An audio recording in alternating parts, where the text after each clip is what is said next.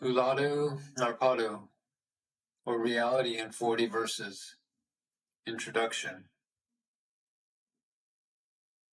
If reality did not exist, could there be any knowledge of existence? Free from all thoughts, reality abides in the heart, the source of all thoughts. It is, therefore, called the heart. How then is one to contemplate it? To be as it is in the heart is its contemplation. Those who know intense fear of death seek refuge only at the feet of the Lord, who has neither death nor birth. Dead to themselves and their possessions, can the thought of death occur to them again? Deathless are they.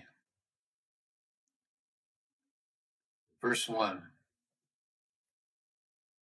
From our perception of the world, there follows acceptance of a unique first principle possessing various powers. Pictures of name and form, the person who sees, the screen on which he sees, and the light by which he sees, he himself is all of these.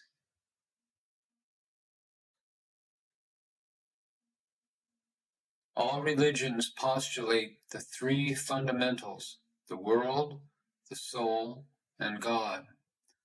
But it is only the one reality that manifests itself as these three. One can say the three are really three only so long as the ego lasts.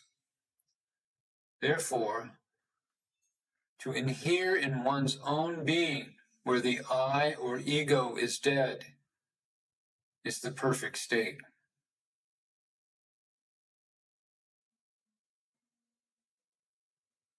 The world is real. No, it is a mere illusory appearance. The world is conscious. No. The world is happiness. No. What use is it to argue thus?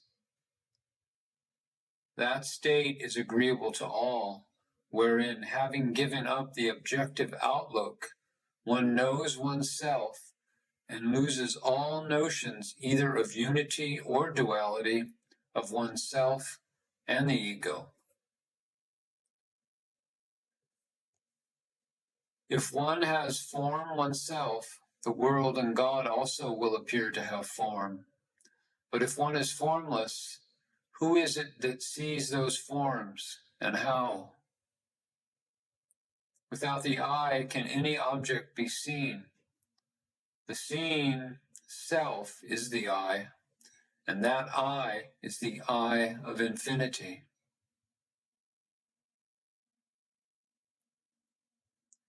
The body is a form composed of the five-fold sheath. Therefore, all the five sheaths are implied in the term body. Apart from the body, does the world exist? Has anyone seen the world without the body? The world is nothing more than an embodiment of the objects perceived by the five sense organs. Since through these five sense organs a single mind perceives the world is nothing but the mind. Apart from the mind, can there be a world?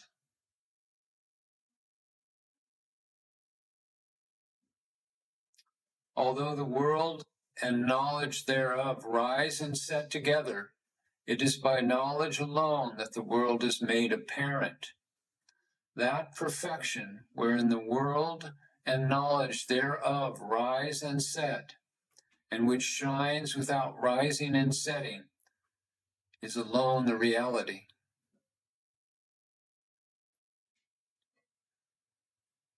Under whatever name and form one may worship the absolute reality, it is only a means for realizing it without name and form. That alone is true realization, wherein one knows oneself in relation to that reality, attains peace, and realizes one's identity with it.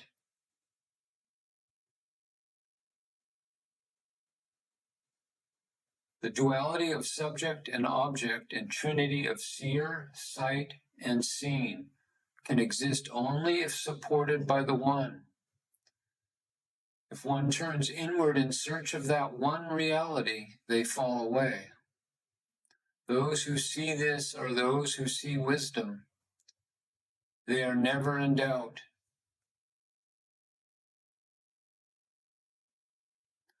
Ordinary knowledge is always accompanied by ignorance, and ignorance by knowledge. The only true knowledge is that by which one knows the self through inquiring whose is the knowledge and ignorance.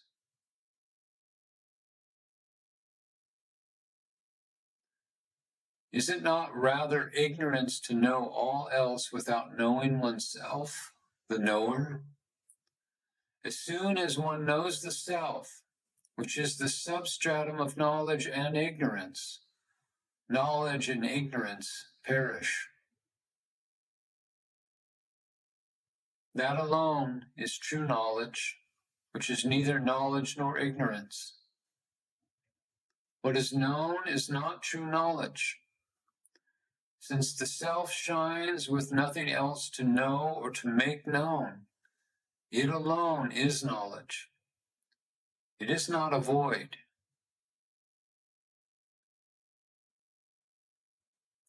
The self, which is knowledge, is the only reality. Knowledge of multiplicity is false knowledge. The false knowledge, which is really ignorance, cannot exist apart from the self, which is knowledge reality. The variety of gold ornaments is unreal, since none of them can exist without the gold of which they are made.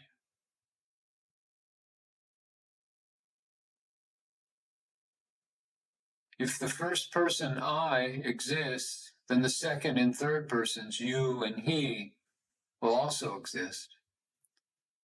By the inquiring into the nature of the I perishes. With it, you and he also perish. The resultant state, which shines as absolute being, is one's own natural state, the self.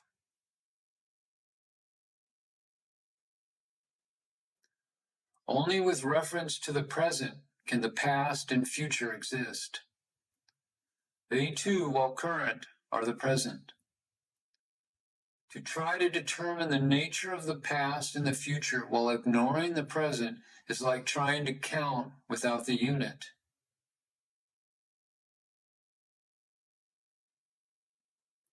Apart from us, where is time and where is space? If we are bodies, we are involved in time and space, but are we? We are one and identical now, then, and forever, here and everywhere. Therefore, we, timeless and spaceless being, alone are.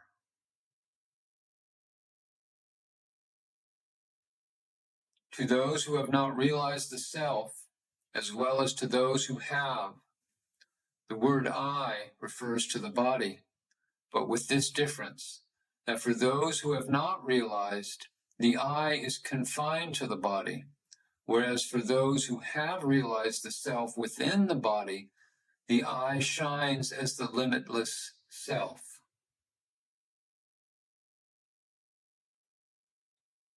To those who have not realized the self, as well as to those who have the world is real, but to those who have not realized, truth is adapted to the measure of the world, whereas to those that have, truth shines as the formless perfection and as the substratum of the world. This is all the difference between them. Only those who have no knowledge of the source of destiny and free will, dispute as to which of them prevails. They that know the self as the one source of destiny and free will are free from both. Will they again get entangled in them?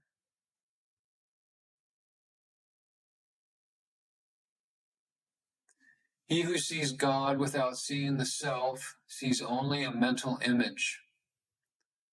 They say that he who sees the self sees God. He who, having completely lost the ego, sees the self has found God, because the self does not exist apart from God.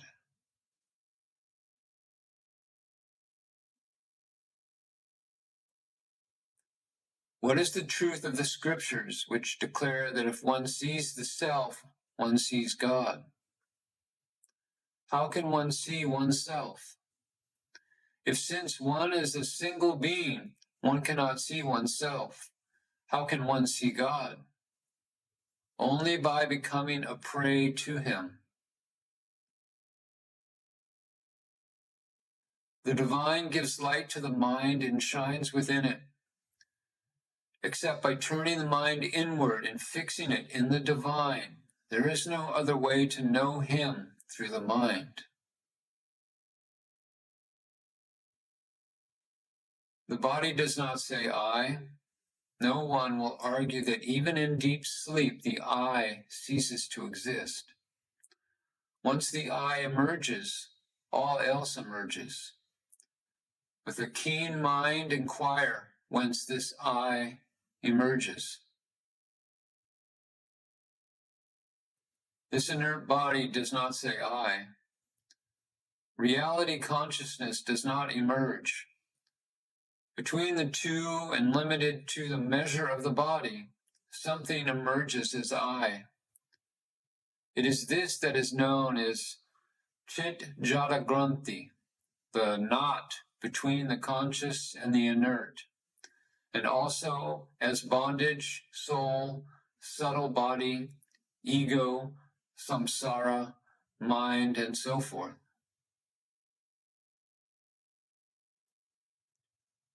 It comes into being equipped with a form, and as long as it retains a form, it endures.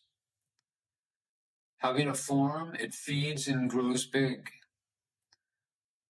But if you investigate this evil spirit, which has no form of its own, relinquishes its grip on form, and takes to flight.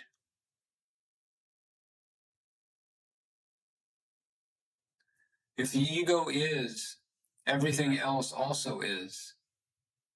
If the ego is not, nothing else is. Indeed, the ego is all. Therefore, the inquiry as to what this ego is the only way of giving up everything. The state of non-emergence of I is the state of being that. Without questing for that state of the non-emergence of I and attaining it, how can one accomplish one's own extinction from which the I does not revive? Without that attainment, how is it possible to abide in one's true state where one is that?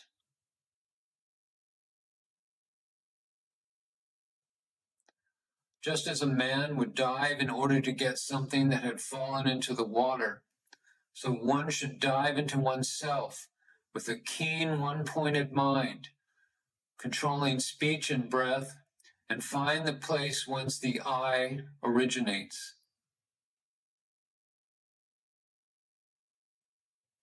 The only inquiry leading to self-realization is seeking the source of the I with interned mind and without uttering the word I. Meditation on I am not this, I am that, may be an aid to the inquiry, but it cannot be the inquiry. If one inquires, who am I? Within the mind, the individual I falls down abashed as soon as one reaches the heart, and immediately reality manifests itself spontaneously as I. Although it reveals itself as I, it is not the ego, but the perfect being, the absolute self. For him who is immersed in the bliss of the self, arising from the extinction of the ego, what remains to be accomplished? He is not aware of anything as other than the self. Who can apprehend this state?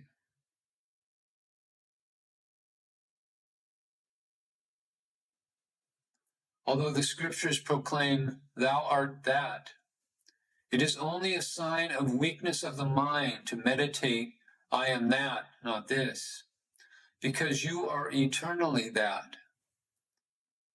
What has to be done is to investigate what one really is and remain that.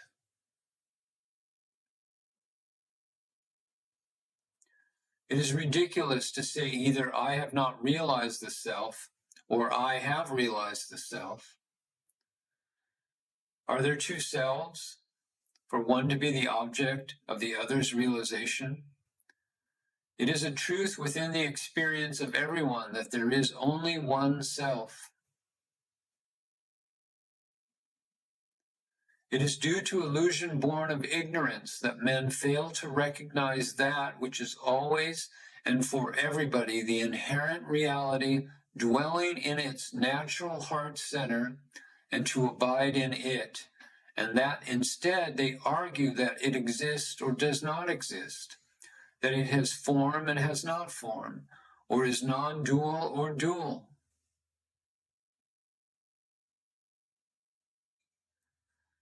To seek and abide in the reality that is always attained is the only attainment. All other attainments are such as are acquired in dreams. Can they appear real to someone who has woken up from sleep? Can they that are established in the reality and are free from Maya be deluded by them? Only if the thought, I am the body, occurs will the meditation, I am not this, I am that, help one to abide as that. Why should we forever be thinking, I am that? Is it necessary for man to go on thinking, I am a man? Are we not always that? The contention, dualism during practice, non-dualism on attainment, is also false. While one is anxiously searching, as well as when one has found oneself, who else is one but the 10th man? As long as a man is the doer, he also reaps the fruit of his deeds. But as soon as he realizes the self through inquiry as to who is the doer, his sense of being the doer falls away and the triple karma is ended. This is the state of eternal liberation.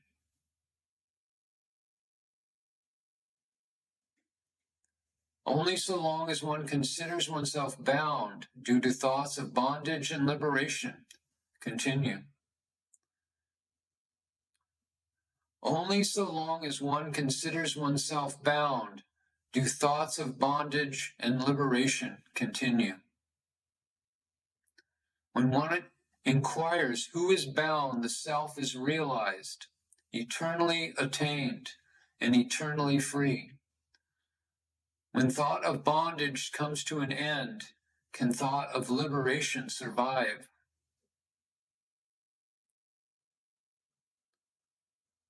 If it is said that liberation is of three kinds, with form or without form, or with and without form, then let me tell you that the extinction of the three forms of liberation is the only true liberation.